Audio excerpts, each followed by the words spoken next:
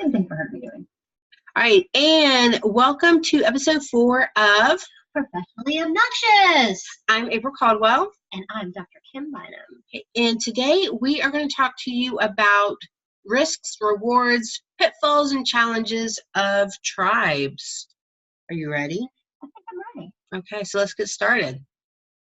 Well, we're going to be talking a little bit about what we talked about in episode 2. Mm-hmm.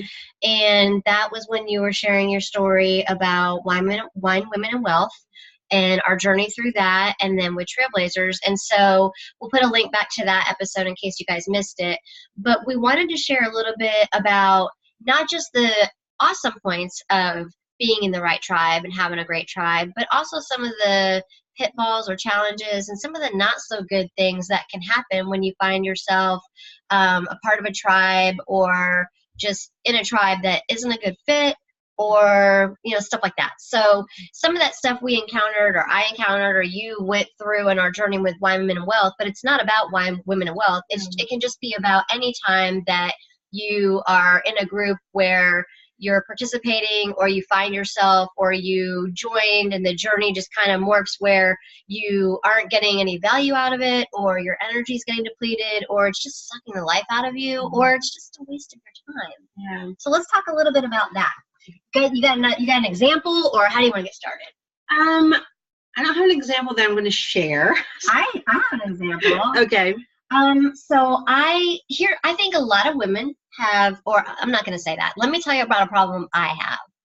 I have a problem with whenever anybody needs help with something, I say yes. Yeah, I always say yes. And so I find myself on a lot of committees or groups or teams or tribes where because I want to help, I want to say yes, I want to add my expertise.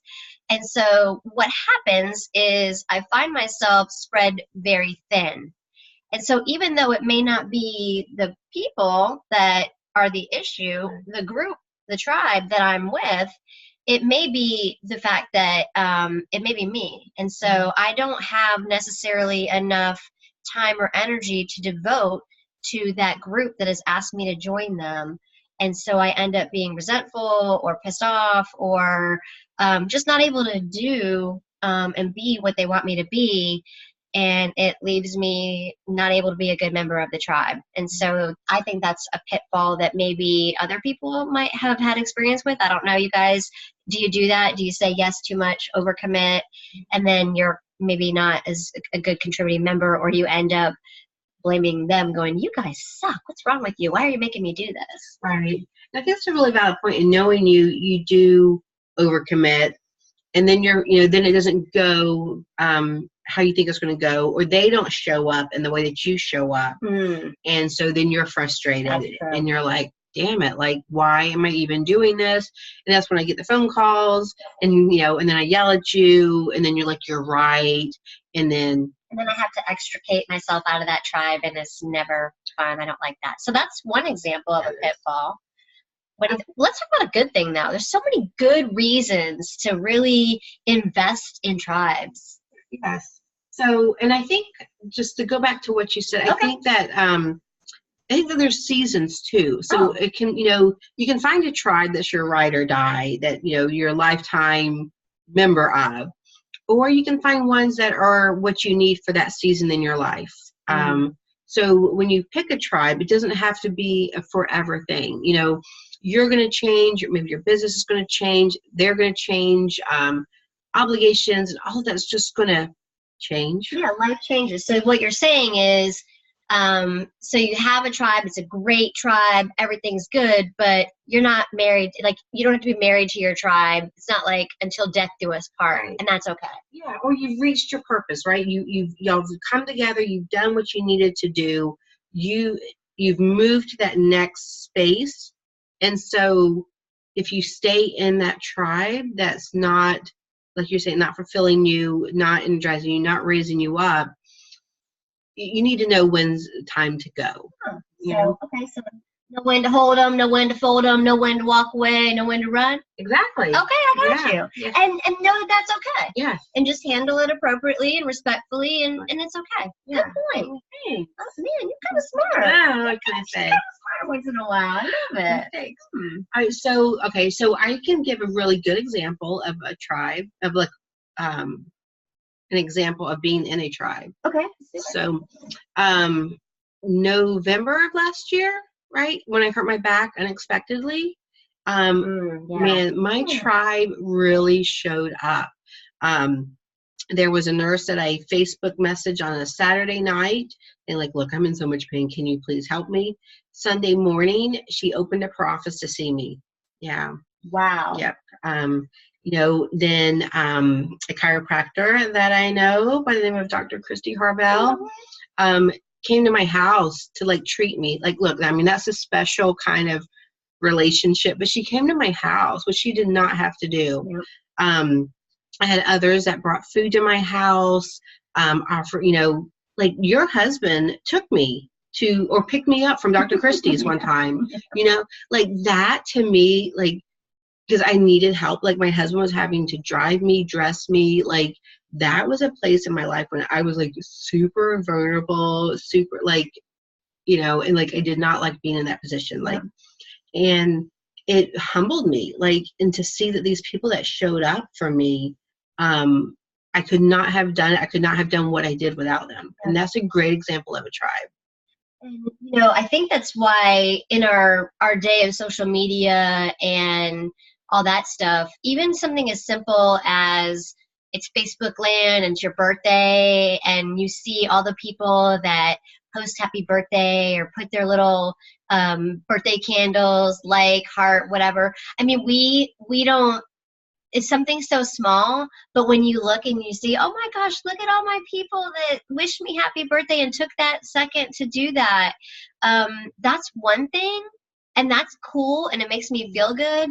But like you said, when you are in that moment where you're just in the depths of this really bites, and you see who takes the time out when it's inconvenient, when they don't have to, when they're the ones reaching out, taking time away from their personal time, their lifetime, their family time, all that stuff. And I feel the same way. I struggle. I have these times when things happen with Raleigh and life doesn't stop, and it's me and JT, and same thing,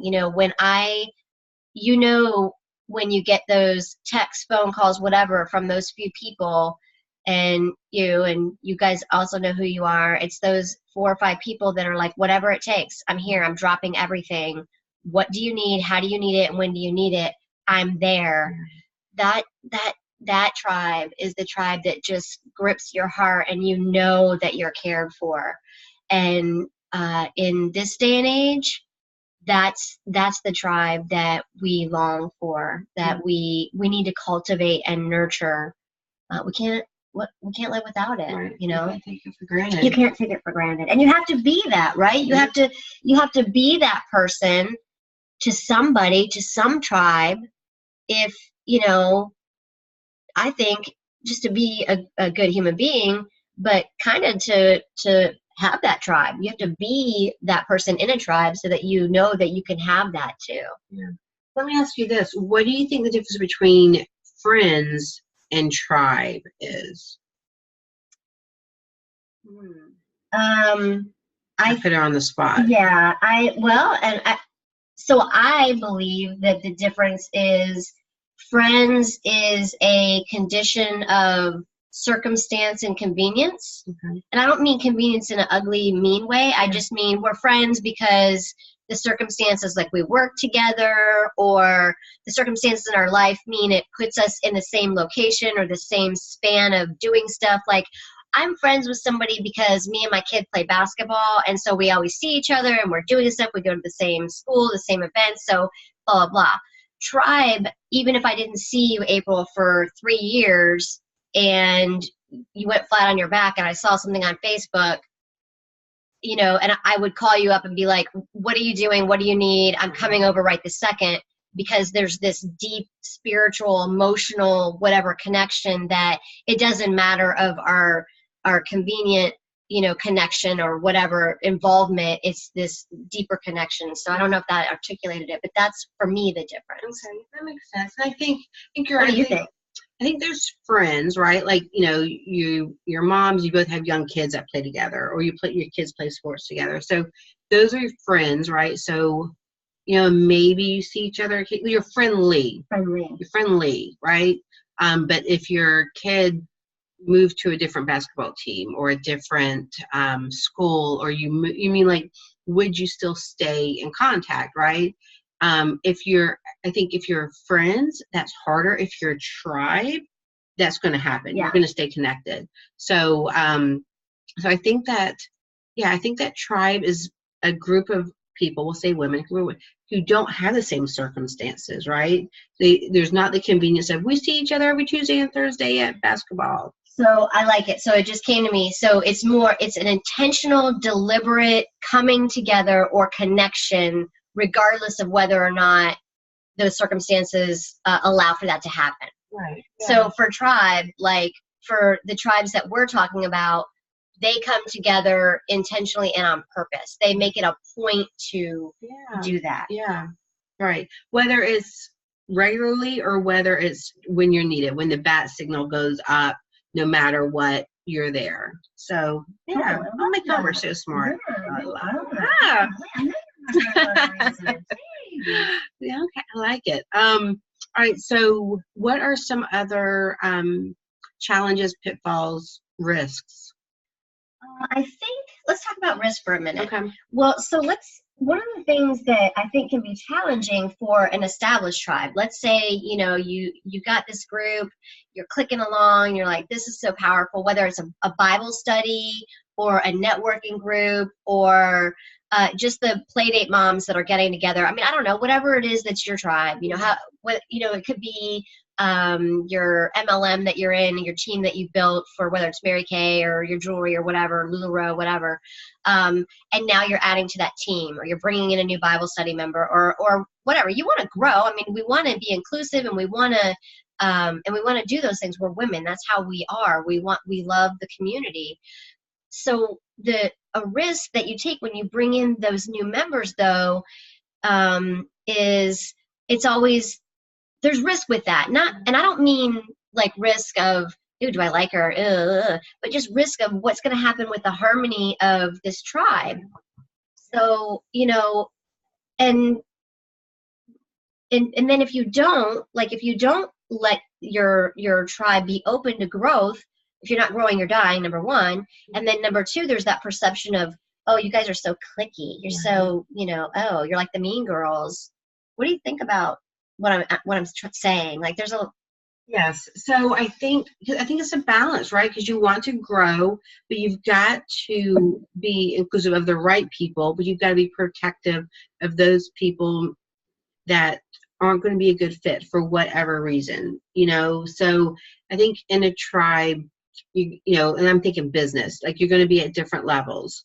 So if most of your tribe's at one level, you've got to be thoughtful of how big you grow, number one, because the bigger you are, you also start to lose some of that intimate relationship. You're connected. Yeah. So instead of like 12 people coming together and meeting and being a tribe, now you have 22. Well, how much are you really going to connect individually? How much time do you have to connect with each of those people? So you want to grow, but how big do you grow? So I think you have to be protective of who comes into your tribe. And for me, I guess there's different purposes for tribes, so different sizes and things like that. For me, my concern is whenever you add somebody into whatever group it is, whatever team it is, it's always like, what's the heart? What's the motivation for this person coming into and wanting to join the tribe? Is it a selfish motivation? Is it what can I get out of this group that I'm joining? What can I get out of this tribe? Yeah. Because if that's why somebody wants to come in and join a tribe, then they already don't know the understanding and the meaning of tribe, right? They don't want to invest. They just like, I want to join so I can, get what And so that right there, that just completely is opposite of the meaning of tribe.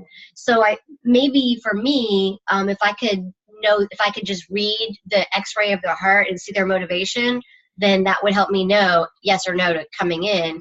And if it's more like giving and whatever, so I guess that's what I would think. Yeah, I mean, yeah, and that's for me, like when being protective, like what are their motivations? So, their intentions. Yeah, and I guess the same thing goes. I don't want to be like totally one-ended. Like for the tribe, what's the motivation for the group of letting that person in? If it's all selfish and like, oh well, she brings this, this, and this to the group. She's got a big house and she'll entertain us with her parties, and she's got a golf cart we can all party around. She is like, I know it, same, Fernandina Beach, we can do that. So that's kind of rude too. Yeah, no, absolutely. So yeah, so as the tribe, you have to be careful of your intentions as well. Yeah, true that. Good point. I love it. Right. So lots of things to think about, and also just energy too, like the vibe and being. I just think it comes back down to is it a giving thing on both sides, and how does that relate?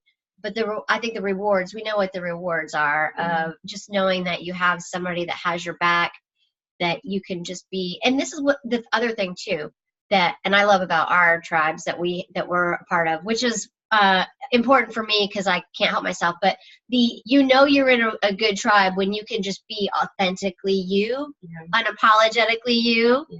You don't have to, mince your words or worry about how you're coming across. You can just kind of be you, and if you mess up, in love, somebody will come and be like, "Not cool, Kim." Right.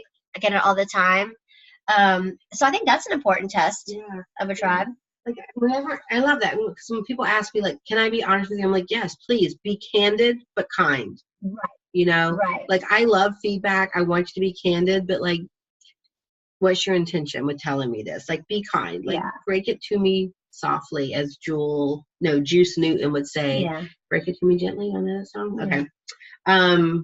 Yeah. All right. So let's talk about, because the clicky thing really gets me. Like, that's like dagger to my heart. Like that, to me, that's very judgy, right? If somebody's like, oh, well, I wanted to, and with tribes, like there's different types, right? There's tribes you join, like membership tribes or masterminds or networking meetings. There's ones you join, right? That you're a member, and then there's ones that just organically are created. So when you have one that has some parameters and has some structure and people want to join, all right, and they're not a good fit for the mission of that tribe, and they call you clicky. How do you, how can we break that stereotype? Because it's not clicky. This is something that we've created.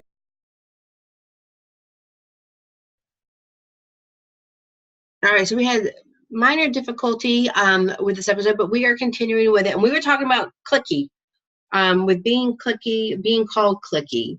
When you have a tribe that is just an organic tribe that just sort of forms, and you don't allow somebody into that tribe because they're not a good fit or for whatever reason, and that person has decided to let other people know, or kind of said the perception becomes of your tribe that you are clicky because you are not open with letting whoever into your tribe. And how do you handle that? How do you deal with that?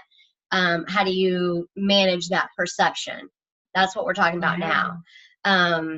So the answer, to me, the answer is you can't manage other people's perceptions. People are going to think what they're going to think. That's the first thing. Right. So the hard part of that is, what do you do with that when that perception has been created? What do you do with that when the perception's been created? I think goes back to what you said about you want feedback, but you want it to be kind. Right. And I think that goes back to communication with that person. Yeah. Right. And so that, we could totally do like a whole nother series on this, but I think is this person saying it to you? Are they saying it to other people? If they are saying that, is that coming from a place of hurt, or is that coming from a place of being vindictive? And if it's the latter, I mean, I think it kind of solidifies your decision. Yeah. Your decision. Right. Yeah. And in some cases, you have to let stuff go. Right. But again, that's another challenge of tribes is managing all of that kind of stuff. So I think it just speaks to when we talk about challenges, pitfalls, risks, and rewards of tribes, there's one you're going to have to deal with.